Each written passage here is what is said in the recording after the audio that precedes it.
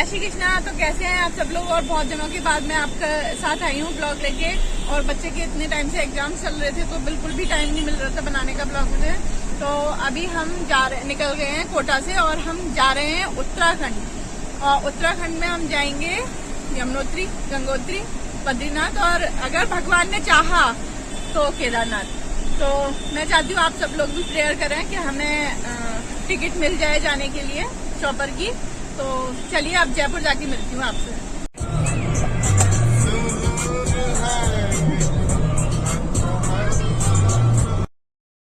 और अब हम पहुंच चुके थे जयपुर और ये है जयपुर का मेन एंट्रेंस जहाँ से हमने एंटर किया है। और अब हम जयपुर सिटी में अंदर ना जाते हुए मेन हाईवे को पकड़ेंगे जो दिल्ली को डायरेक्ट कनेक्ट करता है और हम आगे निकल जाएंगे।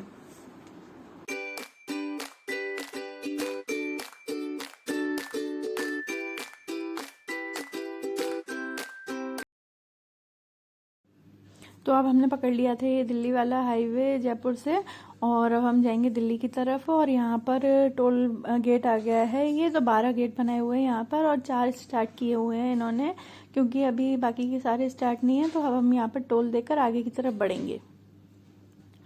और हमको जाना था यहाँ से डीकैथलॉन, तो डीकैथलॉन से शॉपिंग की हमने। फिर हम आ गए दिल्ली की तरफ आगे बढ़ के और फिर प्रेम भोग पर हमने खाया यहाँ का खाना और फिर हम आगे बढ़े।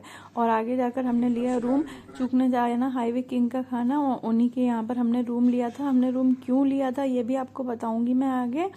और ये रूम काफ़ी साफ था। 3,000 रुपये में हमें ये रूम मिला है और जिसमें हमारा ब्रेकफास्ट इंक्लूड है। तो रात को हमने यहीं पर स्टे किया और मॉर्निंग में हम निकल गए। फिर मैं सुबह मॉर्निंग में आ गई थी यहाँ नीचे के ब्रेकफास्ट करने के लिए शिवाय को लेकर। और यहाँ पर एक कूपन सिस्टम चलता है जिसमें एक ड्रिंक और एक आपका मेन जो ब्रेकफास्ट के लिए आप ऑर्डर करेंगे वो। तो एक हमने मंगाए थे छोले भटूरे और चाय।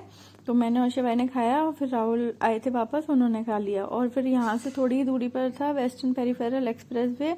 तो अब हमने ये वेस्टर्न पेरीफेरल एक्सप्रेस वे पकड़ लिया है। यहाँ पर रोहतक हम क्रॉस कर चुके हैं और ये आ गया है पटौती गांव। सबने सुना ही होगा सैफ अली खान का गांव पटौती।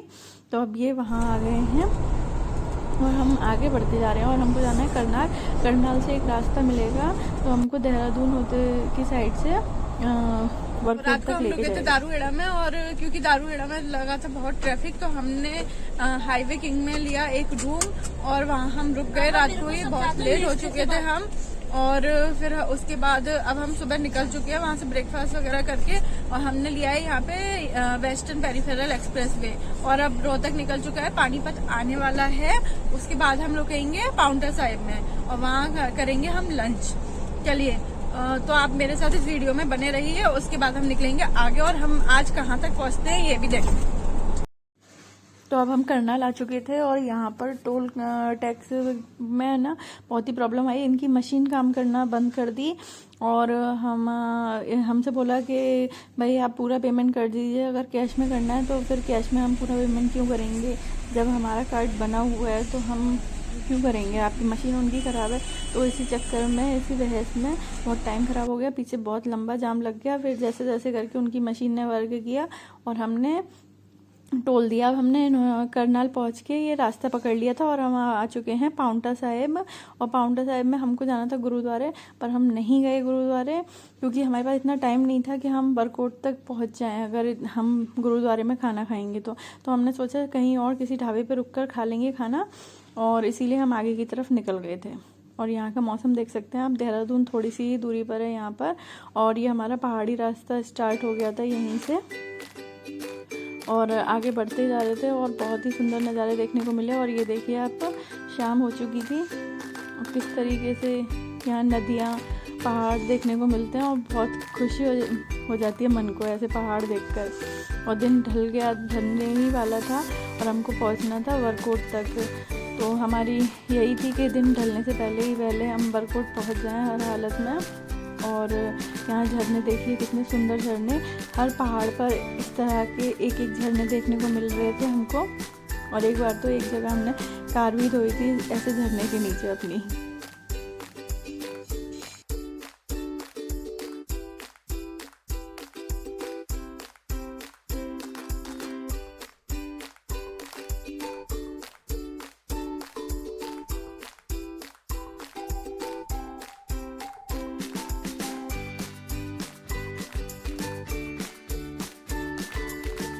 और ये देखिए आगे जरा कौन आ रहा है। ये बहस सिर्फ कोटा में ही नहीं, यहाँ भी हमारे साथ आई हैं हमारा साथ देने के लिए पूरा पूरा।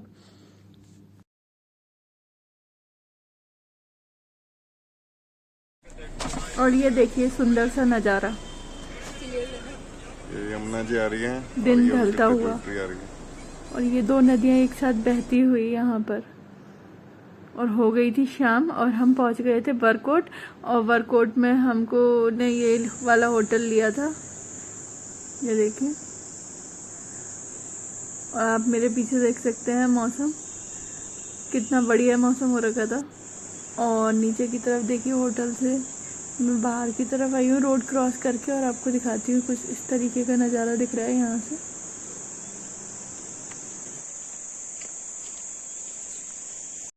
तो अब हो चुकी थी अगले दिन की सुबह और हम निकल चुके थे यमुनोत्री के लिए।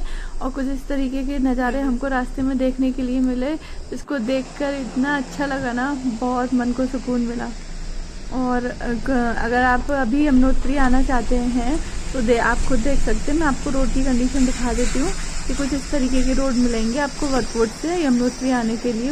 ऊपर की तरफ पतले हैं और बीच बीच में बन भी रहे हैं, तो जब बन जाएंगे तो और अच्छे हो जाएंगे। अगर आप इस साल आना चाहते हैं तो अभी देख सकते हैं आप, इस तरह के रोड है। और इसको बैठा दिया था हमने पिट्टू पे, काफ़ी देर तक तो ये रोता रहा है क्योंकि इसको घोड़े पे बैठना था, और हम कुछ दूर तक चले पैदल।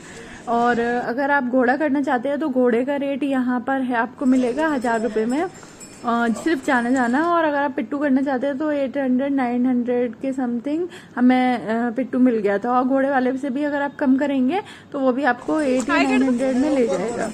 तो चलिए आगे बढ़ते हैं। और हमने भी कर लिया था अब घोड़ा, और घोड़े पे बैठ गए और बीच में हमने यहाँ पर लिया थोड़ा सा रेस्ट और चाय पी, और उसके बाद हम आगे बढ़ गए और यहाँ पहुँच चुके हैं हम यमुनोत्री। और हमारे साथ आप सब लोग भी दर्शन कर लीजिए, और भगवान आप पर भी सब पर कृपा बनाए अपनी। और इसके बाद हमने दर्शन कर लिए, हम आगे नीचे दर्शन करने के बाद हम जाएंगे यमुनोत्री से गंगा जल भरने के लिए। और ये आप मौसम देख सकते हैं। और उसके बाद हम लोग उतरने लगे पैदल, क्योंकि हमने सोचा था हम पैदल ही उतरेंगे, बहुत लंबा ट्रैक नहीं है, 5 से 6 किलोमीटर का ट्रैक है यहाँ का। तो आराम से हम नीचे उतर आए थे फटाफट से। और आने के बाद आप ये मौसम देख सकते हैं, कैसा मौसम हो गया, एकदम काला काला। और यहाँ पर आगे जाकर हमने किया एक होटल, मतलब होटल क्या, टेंट हाउस था वो। तो अब ये यहाँ का झरना देख सकते हैं कितना सुंदर है। और हमने यहाँ पे टेंट हाउस लिया था, टेंट हाउस का हमको पड़ा था 3000 रुपये, और काफ़ी साफ़ टेंट हाउस था वो। और 3000 में हमको रात का डिनर और ब्रेकफास्ट दोनों ही मिला था इसमें इंक्लूड। तो अगर आप भी यमुनोत्री आना चाहते हैं तो ये टेंट हाउस ले सकते हैं आप। बहुत ही साफ़ सुथरा टेंट हाउस था। और अब हम लोग निकल चुके हैं गंगोत्री के लिए। तो इस तरीके से कुछ लैंडस्लाइड देखने के लिए मिला हमें बीच बीच में। और आपको उत्तराखंड में बहुत थोड़ी थोड़ी दूरी पर 1-1 किलोमीटर पर आपको लैंडस्लाइड देखने को मिलेंगे, तो आप घबराएं नहीं। और अगर मेरी वीडियो अच्छी लगी हो तो मेरे चैनल को लाइक शेयर एंड सब्सक्राइब करना ना भूलें। तब तक के लिए बाय।